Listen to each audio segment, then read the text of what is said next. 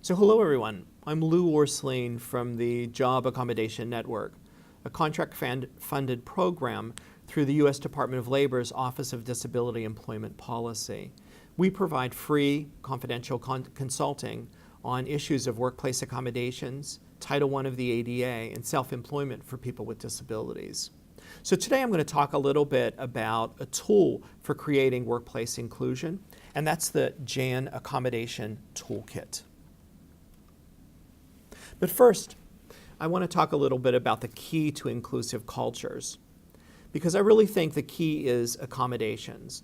If employers get accommodations right, if they're able to provide these in a respectful way, then I really think you are providing equal employment and you're meeting your compliance requirements. And if you're accommodating and you're providing equal employment, then you're well on your way to inclusive workplace cultures. So what really is the toolkit? The toolkit's a free online living toolkit that captures and continuously updates with best and emerging practices. The toolkit really came about with conversations with some of our larger customers. And they've asked us to review their policies and procedures, and really the tool was built for them, and they guided us and instructed us on how to build this tool. The tool can be found at askjan.org/toolkit/. So who uses the toolkit? So in the conversations with our employer customers, we found that really they thought there are three groups that could use such a toolkit. First of all, talent acquisition, people managers, direct supervisors. That was one group. The next group was really the accommodation consultant or subject matter expert. Many of the more progressive companies these days are going to more of a centralized process for accommodation. And they have either one subject matter expert or a team of experts to really manage accommodations throughout the organization. And then there's a third group, employees and coworkers. And much of this too is driven by, many of these tools are really driven by resources for, again, another really good practice of employers is having an employee resource group that focuses on disability. So there are a lot of tools for them as well in this drawer.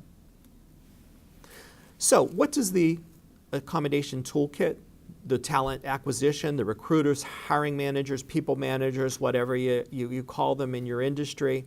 So what kind of tools are there? First of all, we provide the basics, basic information about diversity and inclusion of people with disabilities. This is important because in particular with talent acquisition staff, we find that they don't understand what the value proposition for the organization is. So you're asking me to hire more people with disabilities. I'm not understanding why. And that's really important for them to understand the why. They need the context. They need the training in disability awareness. So that's what we're really trying to provide in this drawer. So we provide the basics on disability inclusion. We include information about understanding accommodation and inclusion, why it's important. And within this drawer, we provide a number of trainings, for instance, on disability awareness, or the more global value proposition of hiring and retaining and advancing people with disabilities. We teach them about the workplace accommodation process. We teach them about the interactive process. And then there are a number of just-in-time videos that are built into this drawer. We offer the types of accommodations. We show them some successful examples so that they can understand how this really works and how it's successful. And then a number of resource articles. And within each of the drawers, there's information about confidentiality. You do need to make everyone aware to minimize your risk, of course, that you need to make everyone aware of confidentiality of all of this information regarding medical information or accommodations for individuals with disabilities in the workplace.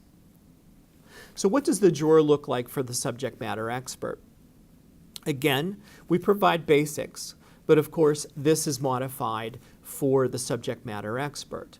So very specifically, in the basics, we provide job descriptions for the subject matter expert.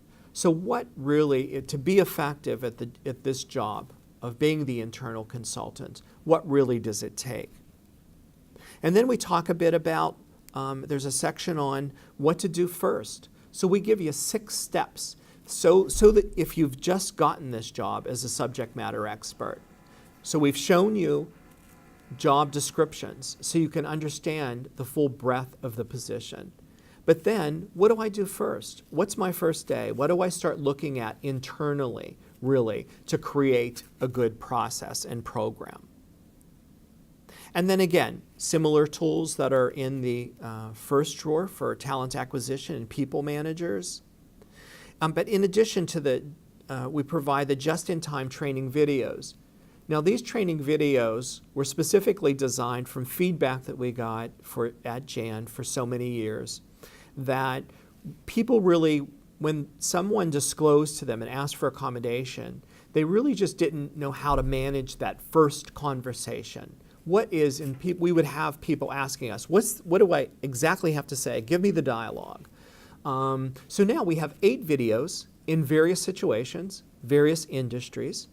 One of the latest is, for instance, a woman with an intellectual disability in a healthcare setting. And she's been doing her job for 10 years, doing it very successfully, and now has a new supervisor, and processes are changing. So how do we manage this in a dignified way and ensure that this person is able to keep their job?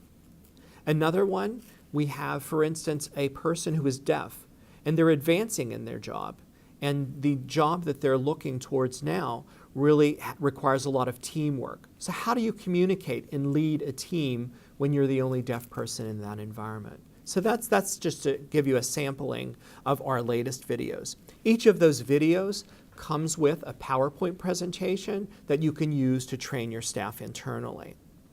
What's different about this drawer as well is that we provide sample metrics. So how do you measure your program?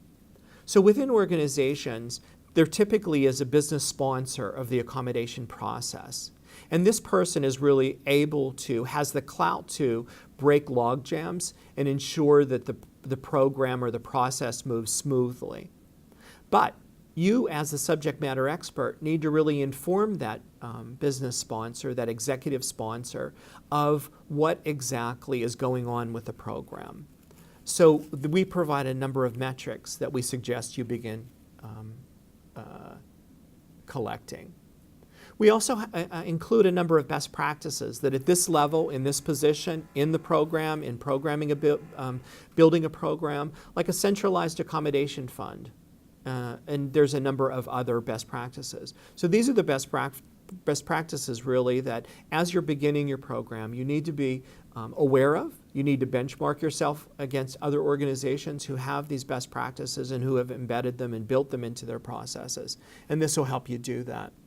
Again, a number of resource articles, a number of guidances from the EEOC.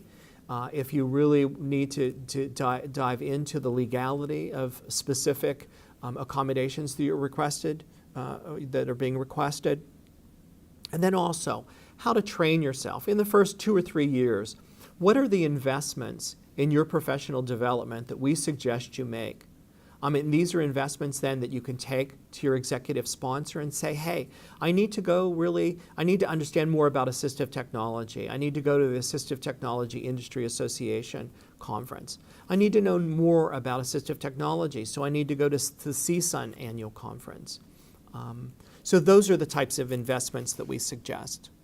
And then the third drawer really is for employees and coworkers and allies, and for your employee resource group focusing on disabilities. And again, there's a good amount of information about the basics of accommodation, the basics of disclosure and requesting accommodation, to make sure that they understand what an accommodation is. Because oftentimes supervisors don't know that they're receiving accommodation because you really don't have the pieces there. So the EEOC says, of course, you can use plain language. You don't have to say formally that I'm asking for an accommodation. But you need for that request to be distinctive enough so that that supervisor knows that there's a medical condition involved and that there's a challenge at work. So with that recognition then, they know to begin the interactive process. And we talk a bit about that. And we have an accommodation request form in this particular drawer that you can use. So if you've looked at your policies and procedures, you're a person with a disability, you've acquired a disability, and now you're needing to ask for an accommodation, and you can't find a form, then we give you a form that you can use to present to your supervisor or human resources or employee relations or your D&I department. And then other things that we believe are basics and that you should know about accommodation. So this is one of the just-in-time videos. And again, they each have different themes, different industries. This specific one has to do with a person teleworking. And it's a person with a mental health impairment. And again, you have change of supervisor. Supervisor doesn't understand the importance of telework to this person. And the person ends up in a performance improvement plan. So with each of the videos, within 8 minutes, we set a situation up, and then we show how to respectfully turn the situation around so that there's an effective accommodation put in place and so that all of your risk is managed in this accommodation situation. So again, techniques for creating inclusion. There are a number of best practices that are built into these drawers, this toolkit. And so you really want to be cognizant of making sure that your environment, your work environment, is accessible to all. You really want to focus not on disability, but abilities. You want to gather meaningful metrics. That's typically, again, the job of the subject matter expert, so they can take that to their executive sponsor so that that person then can defend the accommodation process and program. You really want to look at what kind of accommodations are being offered and standardize them. If you find that many of the accommodations are being offered often, then you want to make sure that those can be pre-approved and are easily approved, and you don't need to go through a protracted interactive process. You want to develop a task bank of jobs that people can do part-time, for instance, when they're returning to work with a disability. And it could be from an occupational injury, it could be from a non-occupational injury. You want to harmonize your systems as much as possible. Have a centralized accommodations process. Have a centralized accommodation fund. You want to train. You want to make sure that you have a value proposition, that everyone understands the value of hiring, retaining, and advancing people with disabilities. And you want to make sure that you have a good accommodation tracking system. All of these tools, the sample accommodation tracking spreadsheet is provided in the toolkit that you can download and you can use, or you can tap another embedded hyperlink, and there's a list of companies that make those accommodation tracking systems, typically at the enterprise-wide level. You want to make sure that you use your outside resources effectively. You want to make sure that you know of groups like the VCU Rehabilitation Research and Training Center. You want to create accessibility, and you want to ensure accessibility in your career portal or any pre-hire assessments or tests that you have. You want to embed accessibility professionals throughout your organization and in your I-Team team more specifically. And you want to make sure that that person is trained by, for instance, the International Association of Accessibility Professionals.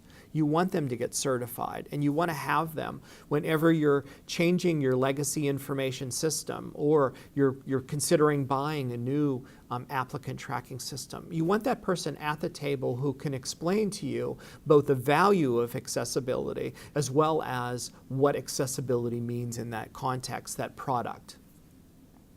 And you want to have boilerplate accessibility contract language built into all of your contracts. So to make sure that any tools that you purchase, that they are accessible and usable by all.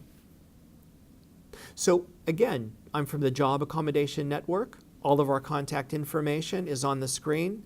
Please call us if you need any assistance with workplace accommodations, Title I of the ADA, want more knowledge about assistive technologies, or you really want to talk, you're an individual with a disability and you want to talk a bit about self-employment, you can call Jan. Thank you.